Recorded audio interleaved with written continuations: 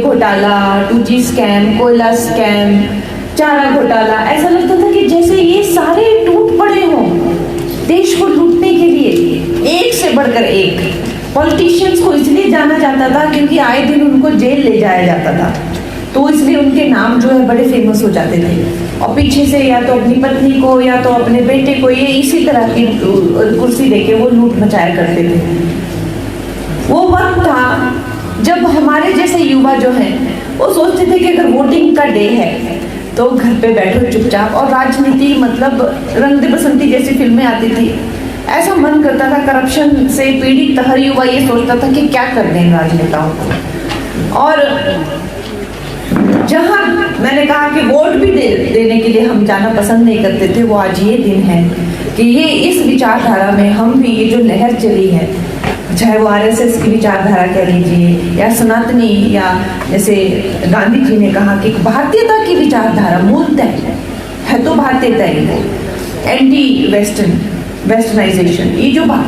जो विचारधारा चली, इसकी जो लहर चली है, लेकिन वो जो नेतृत्व है वो भी महत्व रखता है। आज प्रधानमंत्री जी इतने प्रभावशाली क्यों हैं? क्योंकि वो कहते हैं ना, वॉकिंग द टॉक, जैसी कथनी वैसी करनी,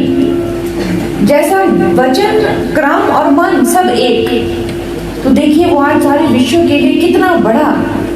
एक उदाहरण बन के आए हैं, उभरे हैं। हम सब युवाओं के लिए वो कितनी बड़ी प्रेरणा का स्रोत है। और हम सोचते हैं, कभी थक जाते तो सोचते हैं देखो मोदी जी कैसे लगे।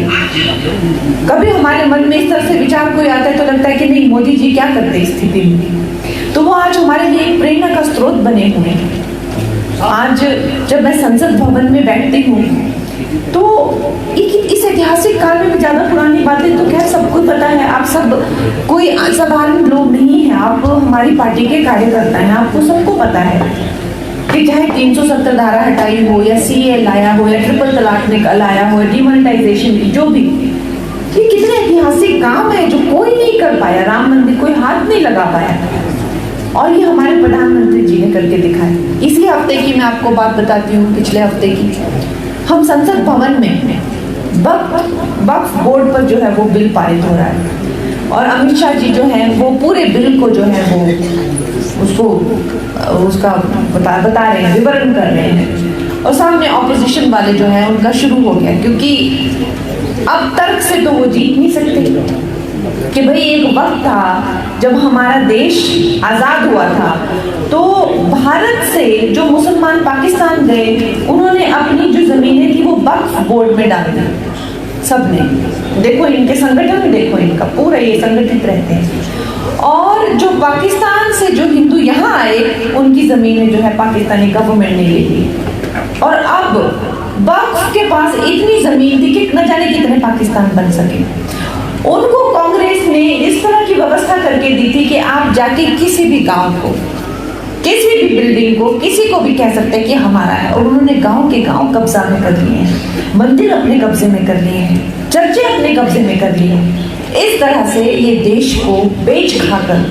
लूटने का ये पूरा बनाया हुआ है। और जब हमारे होम मिनिस्टर जी वहां पे इसका विवरण कर रहे हैं, तो सामने से हमारे विपक्ष के लोग जो है वो कहते हैं, और हम तो आ जाएंगे, सड़कों पे उतर आएंगे, और हम तो खूनो खून कर देते हैं।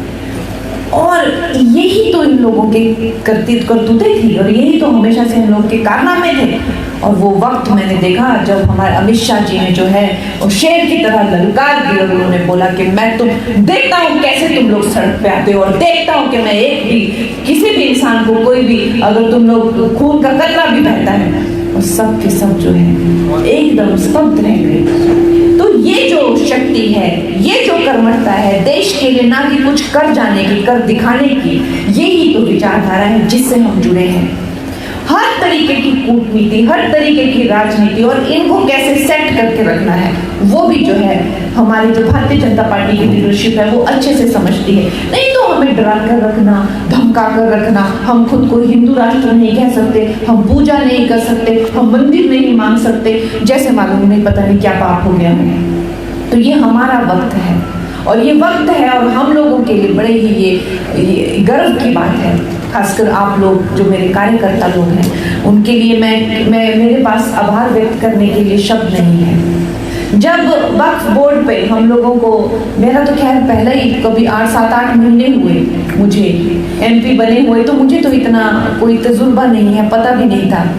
लेकिन जब हमें कहा जाता है कि भाई तुम लोगों ने बाहर नहीं जाना है, और वो हॉल भी लॉक किया जाता है कि हर एक जो पार्लियामेंटेरियन है, MP है, बहुत ही आवश्यक है और बिल्कुल बाहर नहीं हो, अभी वोटिंग होगी, जब बिल पारित होते हैं तो वोटिंग करते हैं। तो मुझे वोटिंग करने के लिए जब वो मैं बटन दबाती हूँ तो मैं सोचती हूँ कि इस ऐतिहासिक वक्त का जो मैं हिस्सा बनी हूँ, और आप सब लोगों का स्मरण करके मैं याद रखती हूँ कि भाई मंडी की जनता ने, हम सब जो है मोदी जी के साथ हैं, और आपके बिहाफ पर